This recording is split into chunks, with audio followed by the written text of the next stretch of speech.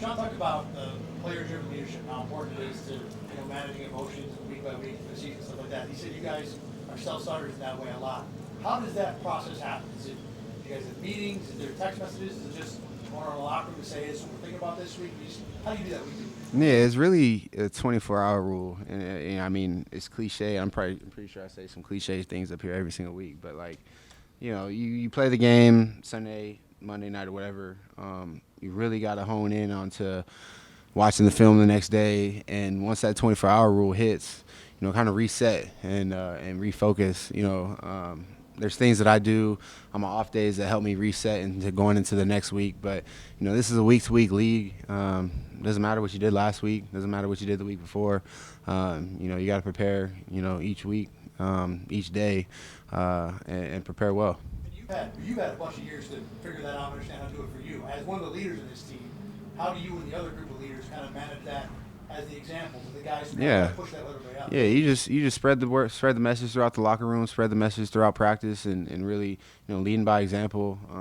Practicing hard, just doing all the right things, and like I said, not making this game any bigger than what it is. It's our next opponent. It's a and that's just how you have to prepare. And like I said, just getting the young guys. Like I said, I was telling Greg, told Greg congratulations this morning, but hey, let's keep going. We're not last week's done.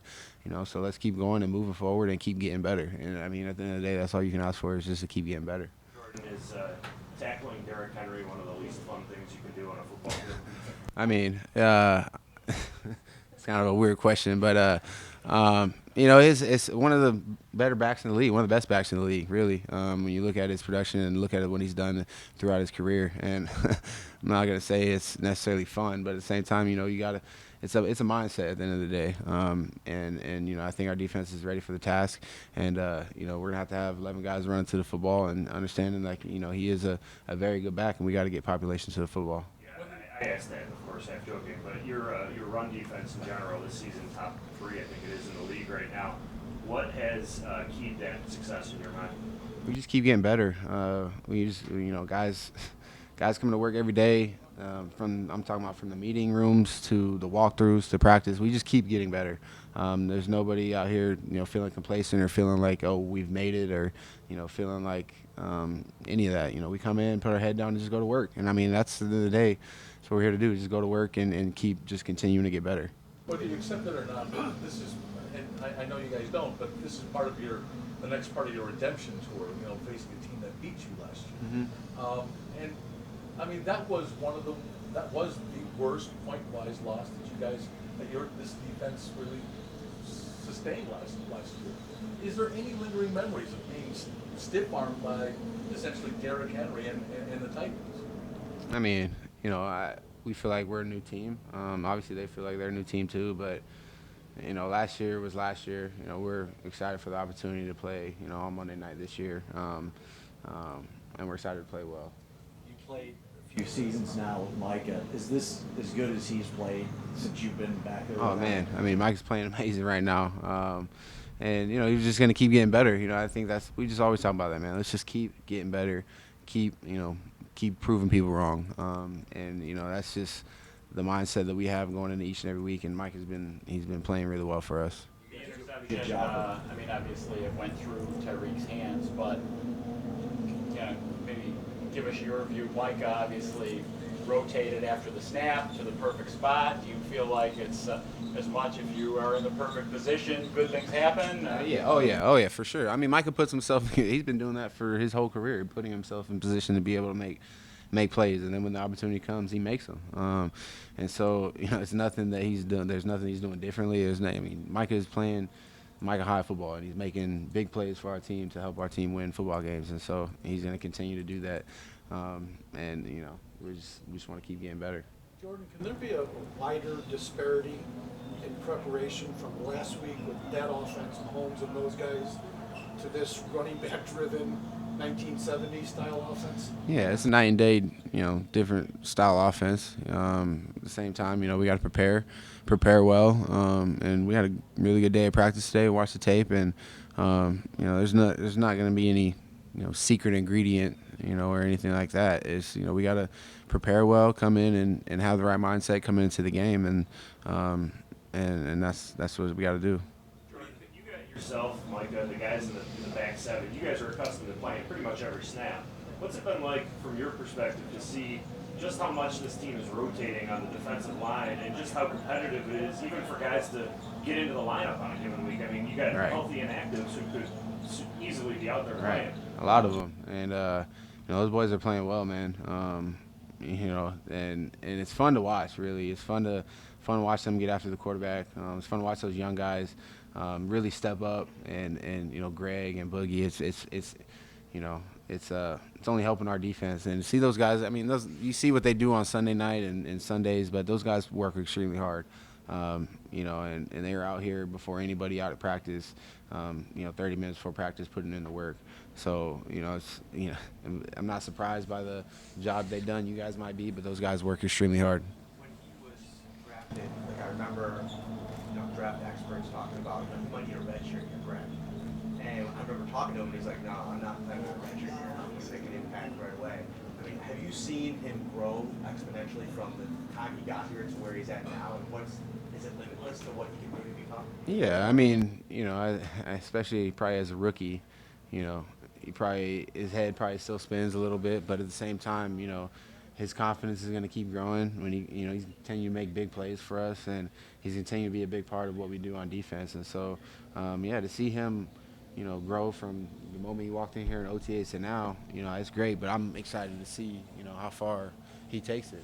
The sky's the limit for him, and so he's only going to be as good as he wants to be. And so I'm excited to see, even when I'm done playing, however many X amount of years from now, excited to see what he's still doing in the league. It sounds like Julio Jones is going to play this week. In the first couple of weeks, we saw some like real hard play action. Julio screaming up the seam. I mean, is this one of the more dangerous play action teams because of Henry's presence? Oh, for sure. I mean, their whole offense is built, run, hard play action, get guys behind the droppers, double moves. So yeah, it's we got our hands full, man. This is gonna be a game that we got to come in really well prepared and with the right mindset that we got to be able to tackle Derrick and we got to be able to play the ball when it's in the air. He signed his contract. Oh man, I just told him congratulations, man. A lot of weight off his shoulders, I'm sure. And he deserves it, and I'm excited to see just his continuous growth. What is it about Leslie Frazier that makes guys on this defense want to run through a wall? I mean, he's just a player's coach, man. He's a teacher, he's a friend, he's a coach, man. He's taught me so much about the game of football, and I appreciate so much that he's done in my career. And I know a lot of guys on the defensive side of football would say that. He's just a great teacher. He's not somebody that is going to be, rah-rah and yelling in your face type teacher. You make a mistake, hey, this is what you did, correct it, move on. He's just so football smart, and he calls, him and Sean just always on the same page. And the games they've been calling, man, it's I tell them after the Chiefs game, hey, hell of a game, hell of a game plan, won, and hell of a game called. It's a real weapon to have Coach Frez on our side.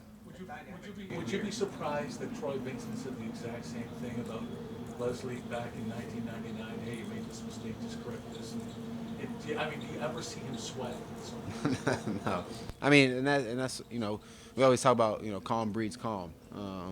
Situation comes up in the game. Nobody's pointing fingers. Nobody's hey, we're good. We'll get it back. Hey, let's go. We'll get it back. Come on. So he's definitely someone that I enjoy playing for. And he's a teacher that's taught me a lot about the game. You said him and Sean are always on the same page. That dynamic can be weird for a defensive head coach to come into a situation, but he seems to rely so much on Leslie. Why is that relationship so strong? Yeah, I mean, those guys, I think they probably tell you a little bit better than I could. Obviously they've been together for a long time, and see the game of football probably through the same lens. And even when they don't, I'm sure that they have just great discussions on ways that they can stop opposing offenses. And so, it's like I said, the two of the coaches that I appreciate that have helped me, obviously throughout my career and have taught me a lot about the game. We asked you before about fans traveling in Kansas City, had a bunch of them. We ask you all the time. but it's there. And Tennessee Nationals is a game where they always seem to be in attendance pretty heavy. What does that actually do for you guys as players? You know they're there. Do you feel them in away games? Oh yeah, you feel them. It's awesome to see, and I know Bills fans travel really well to Tennessee. Something about Tennessee, I don't know what it is, but Bills fans must love Tennessee. No, you definitely feel it, man, and it's a lot of energy, and you can tell the fans on the road when there's a lot of them, they try to be louder than the home fans, and that's always really cool to see. When you're out there on defense and you're pumping the crowd up on an away game. I mean, that's something that you don't get everywhere other than here. So, it's really cool to see.